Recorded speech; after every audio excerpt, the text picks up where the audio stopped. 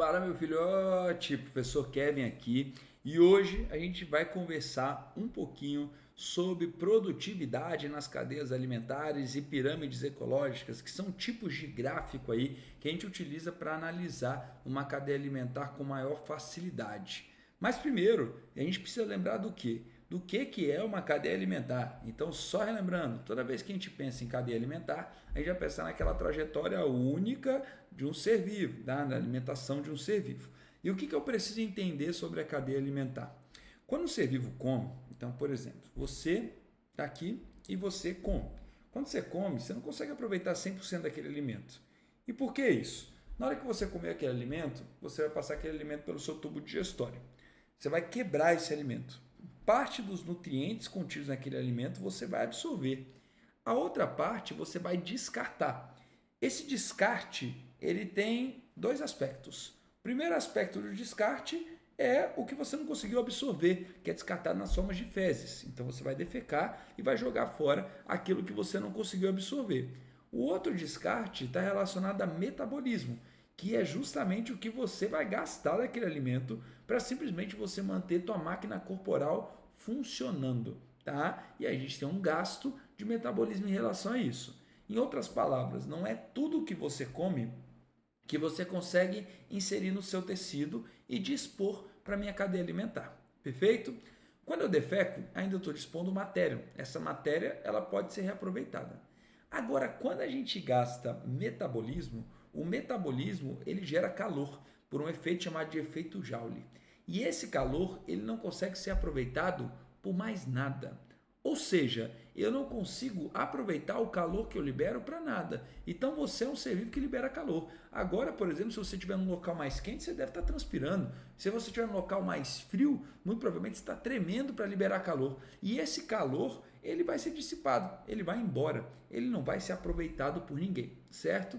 E aí com isso, o que a gente começa a perceber? Que o fluxo de energia em uma cadeia alimentar, ele não é um fluxo cíclico, porque como essa energia ela é perdida e ela não vai ser reaproveitada, eu não consigo ciclar ela. Então a gente percebe que a energia numa cadeia alimentar ela é dissipativa e não cíclica e não conservativa, certo? Ou seja, a cada nível trófico que eu vou passando, a quantidade de energia aproveitada daquele produtor vai ser reduzida. Então, existe uma lei chamada de lei dos 10%, que a gente acredita que de um nível trófico para outro, o máximo de energia possível passar é por volta ali de 10%.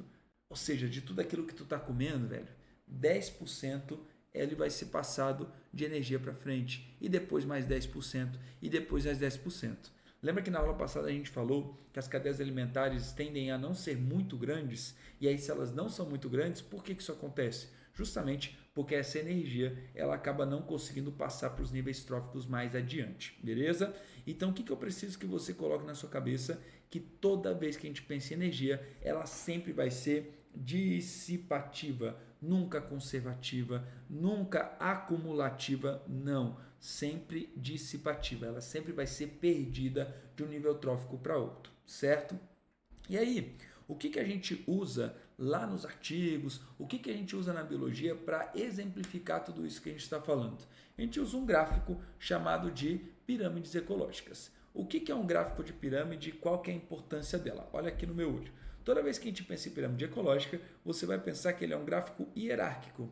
Tu vai lembrar dessa palavra. Na aula passada eu falei para você, cadeia alimentar, ela tem uma organização hierárquica. E o gráfico de pirâmide, ele é um gráfico hierárquico. Ou seja, não importa o tamanho do dado, eu consigo colocar aquele dado naquela posição da hierarquia dele. Então eu consigo colocar um dado para o primeiro nível trófico, um dado para o segundo nível trófico, para o terceiro, para o quarto nível trófico, não importando o tamanho desse dado. E por isso que a gente usa, né, o gráfico de pirâmide. Você que já estudou geografia, você vai lembrar que lá na geografia também se usa esse mesmo tipo de gráfico para pirâmides etárias, porque a faixa etária é algo hierárquico.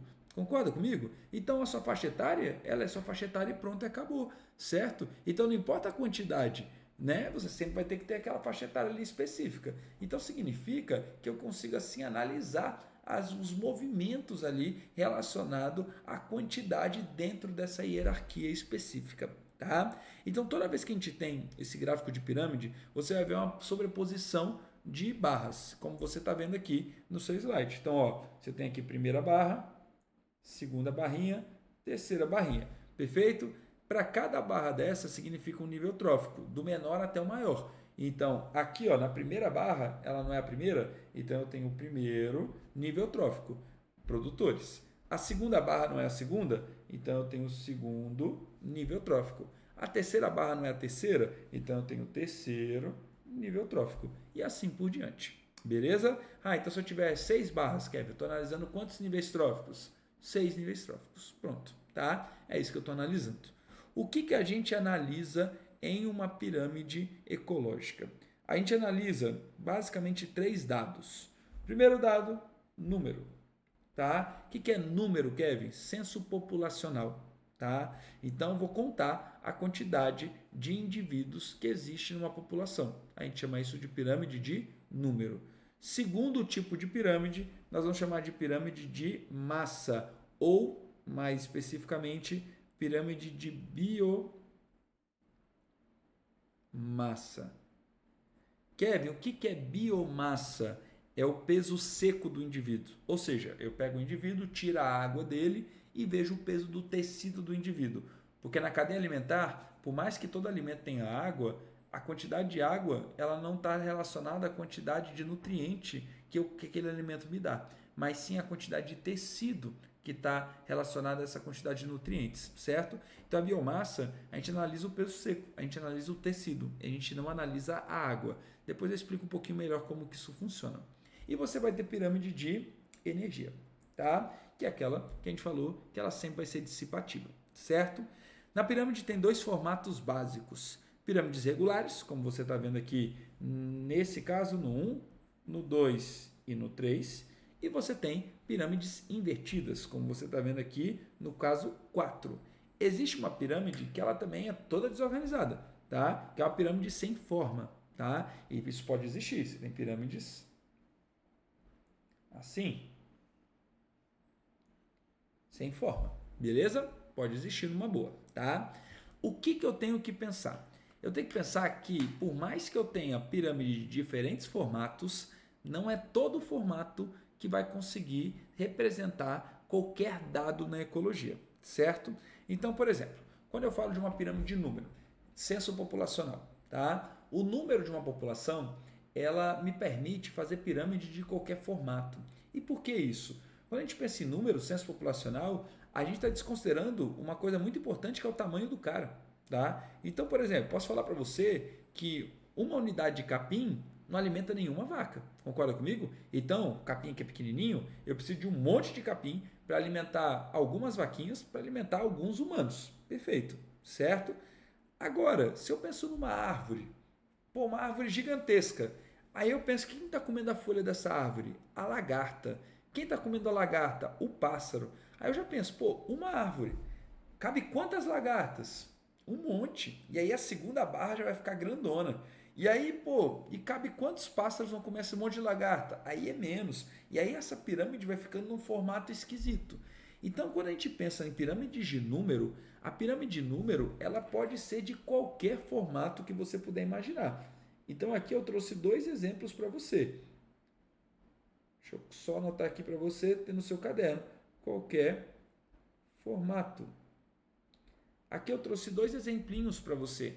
Primeiro exemplo, um exemplo de 1000 árvores com 300 insetos com 25 aves, certo? Então eu tenho 1000 árvores, beleza. Essas 1000 árvores, elas são sendo capazes de alimentar quantos insetos? 300. E esses 300 insetos, eles são capazes de alimentar 25 aves. Pronto, uma pirâmide de número, uma pirâmide de censo populacional. Lá embaixo, eu trouxe para você uma outra pirâmide, que é essa aqui de baixo, ó.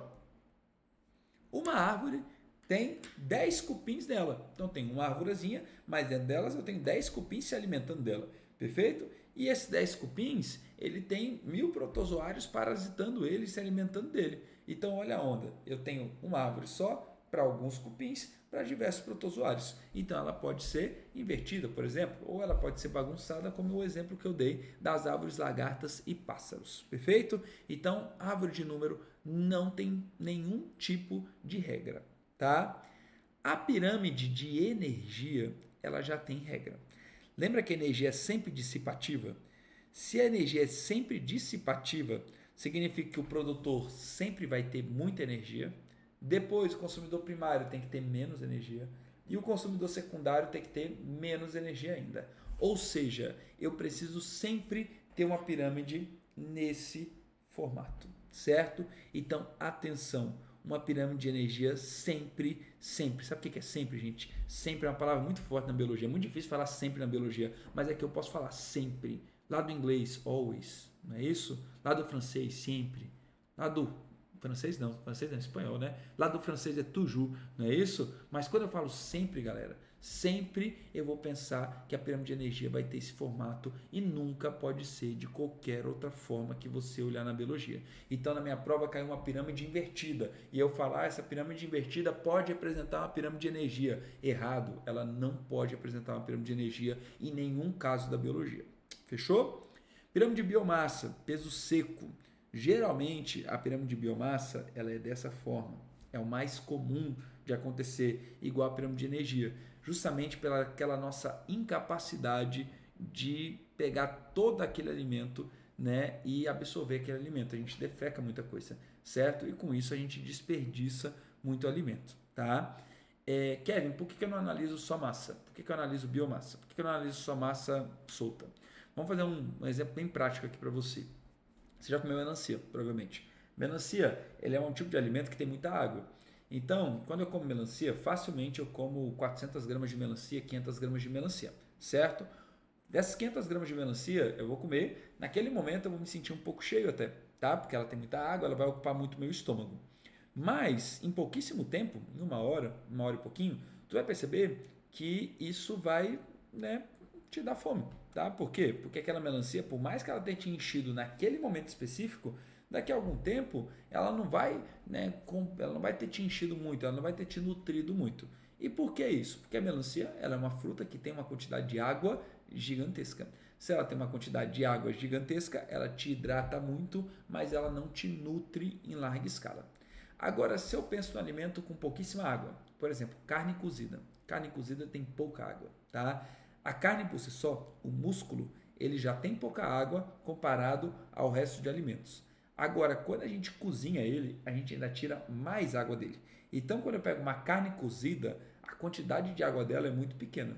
Se eu como a mesma gramatura, as mesmas 400, 500 gramas de carne cozida, tu vai perceber que tu vai ficar cheio por muito tempo, tá? E por que tu vai ficar cheio por muito tempo? Porque você acabou se alimentando de uma biomassa gigantesca, apesar do peso na balança ser igual. É por isso que a gente analisa biomassa e não peso na balança.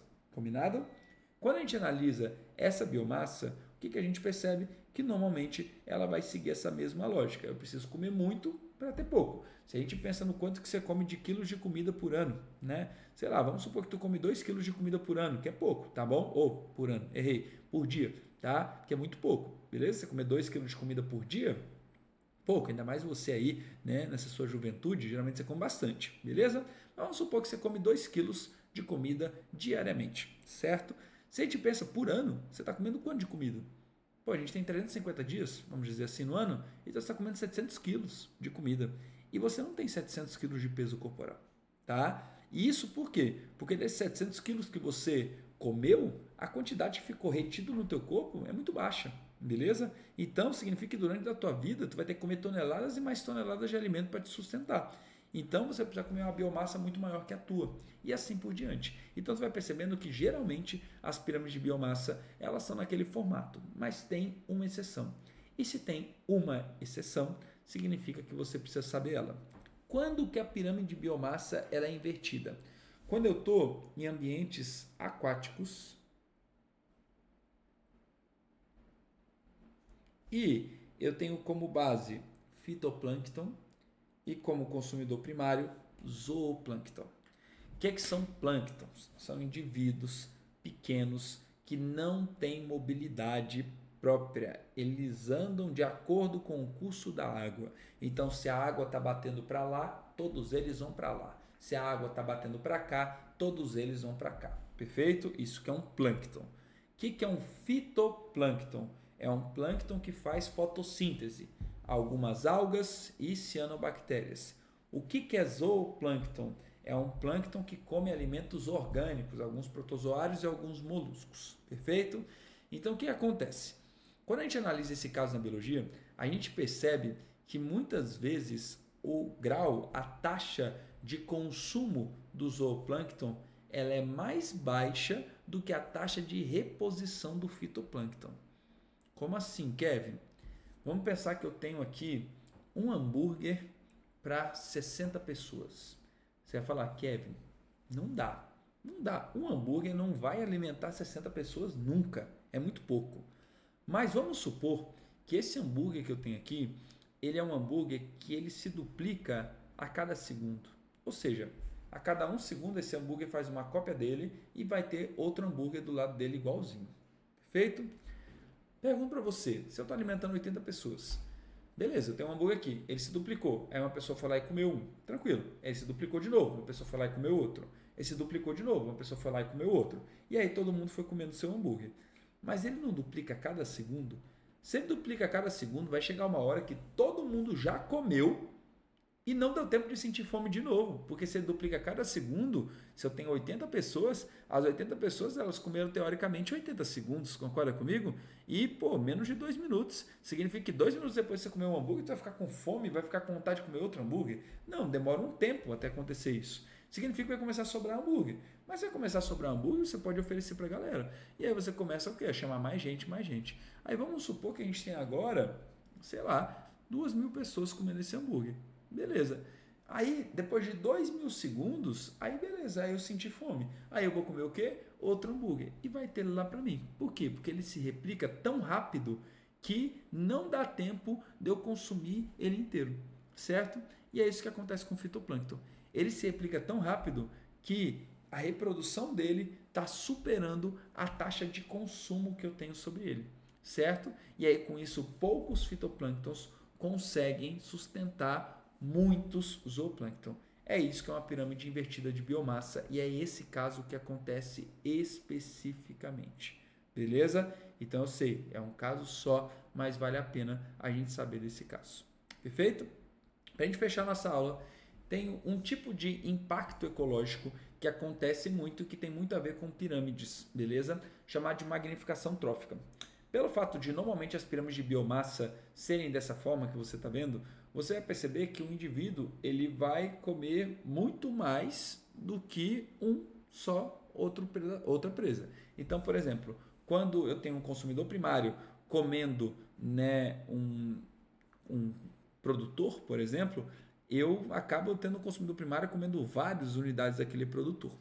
Só que tem algumas toxinas na biologia que elas não são degradáveis e elas são bioacumuláveis.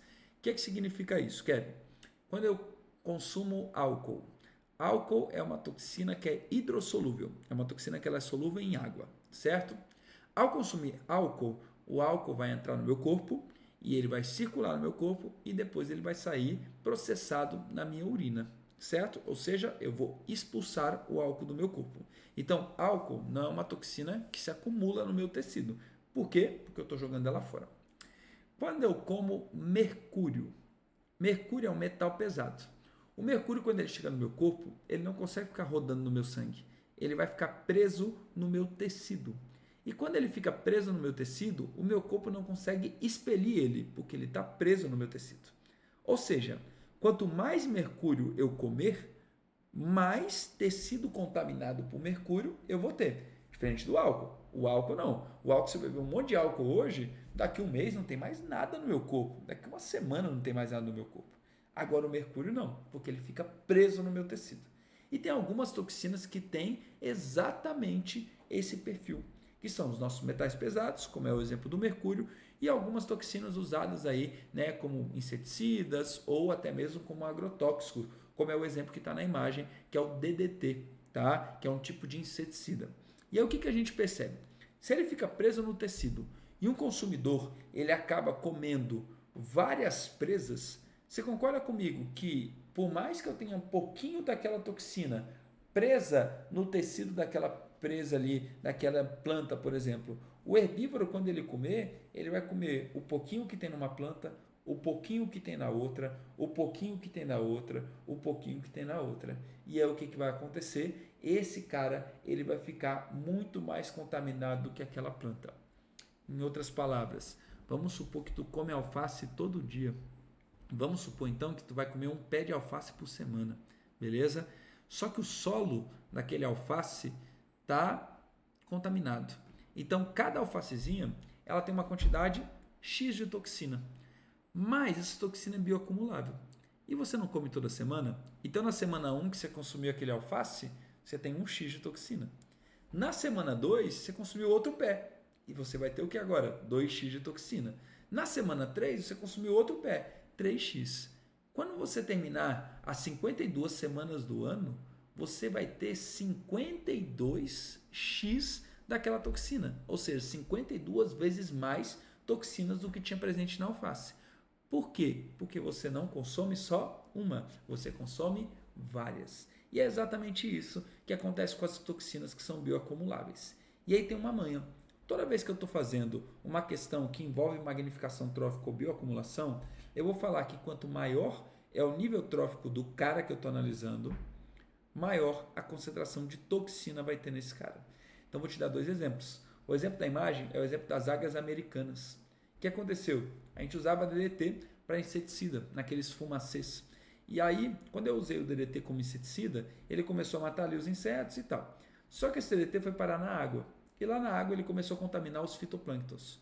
O fitoplâncton foi consumido pelo zooplâncton. E aí o zooplâncton começou a ficar o quê? Com mais toxina, certo? Só que o zooplâncton era consumido por peixes pequenos. E os peixes pequenos começaram a ficar com mais toxina ainda. E o peixe grande mais toxina ainda. E as águias iam consumir os peixes grandes. Então as águias começaram a consumir um monte de toxina. O que eles perceberam? Embora a águia não estava vivendo no ambiente urbano, elas começaram a nascer com várias intoxicações, com várias marcas, né, de malformações no corpo por conta do DDT. E aí, ao perceber isso, os caras ficaram curiosos. Pessoal, mas como assim? O DDT é uma coisa que eu aplico na cidade. Como que uma águia que não vive na cidade está sendo contaminada por DDT? Se o DDT não está chegando diretamente nela.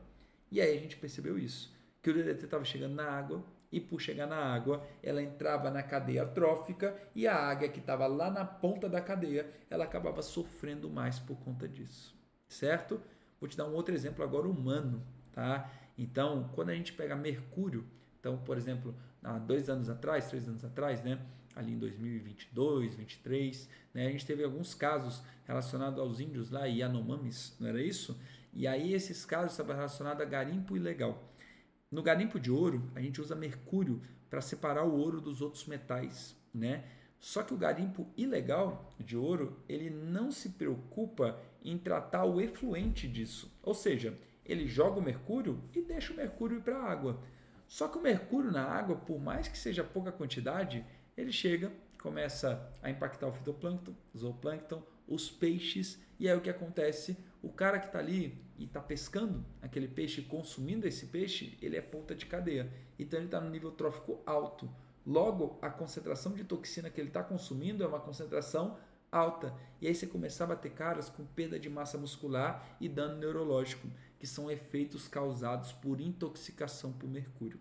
Tá? Então, por isso que a gente toma muito cuidado com esses metais que são acumuláveis, como lítios de bateria, certo? Por que eu jogo bateria e pilha num lixo separado? Por que eu não jogo ele no lixo da minha cozinha? Por que existem os locais de coleta desse tipo de lixo? Para não deixar com que isso se acumule numa cadeia trófica, porque isso pode tanto prejudicar outros seres vivos, como também pode voltar a prejudicar a gente se cair aí numa massa de água, ou enfim, né, num solo onde posteriormente vai ter o cultivo de alguns vegetais. Beleza? Por hoje é só. Guarda isso aqui no coração, porque isso aqui cai bastante em provas, tá bom? Um beijo, um queijo para você e até a nossa próxima aula. Tchau, tchau.